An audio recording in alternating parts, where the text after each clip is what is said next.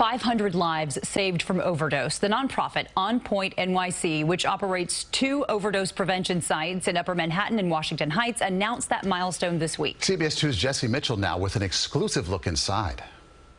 Shiny new clinic rooms invite OnPoint participants to come in for care beyond their primary purpose to use illicit products under supervision in the injection site next door. We know that people change sometimes through environments, through access, through believing they're cared for in different ways. A staff doctor joined volunteers from Montefiore to solidify the medical team, and a pharmacy opens here in the coming days, continuing to offer vaccines and treating clients with medicine to fight addiction.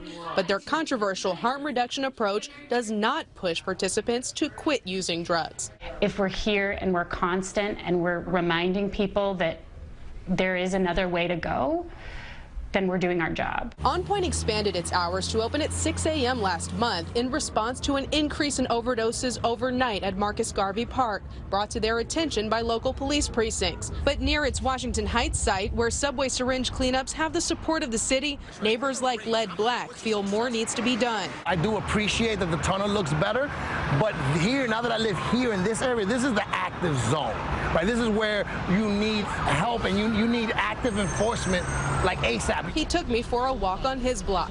Wanton, lawlessness, nothing happened. Showing a community camp where he says people gather to use, preventing his wife and daughters from feeling safe walking to the bus and train station. And he shared this video after our conversation of a naked man in distress right outside his window. Police present, but not engaging. My question is harm reduction for who? Right? Is it only about drug addicts not dying? But what about our community dying? In these first 9 months of operating, more than 1,700 individuals have come through OnPoint's doors. Executive Director Sam Rivera insists OnPoint's approach works, but change doesn't happen overnight. How are you tracking the actual reduction of drug use? Yeah, so that's difficult. It really is. And you know, it's a challenge. So for us, it's anecdotal. We know that when they come in and say, man, I'm using so much less, I could see myself, and we see people show up differently. If you see evidence of drug use in your neighborhood, OnPoint encourages you to call its hotline for a cleanup crew. Find that number in the community journalism section of CBSNewYork.com. In East Harlem, Jessi Mitchell, CBS 2 News.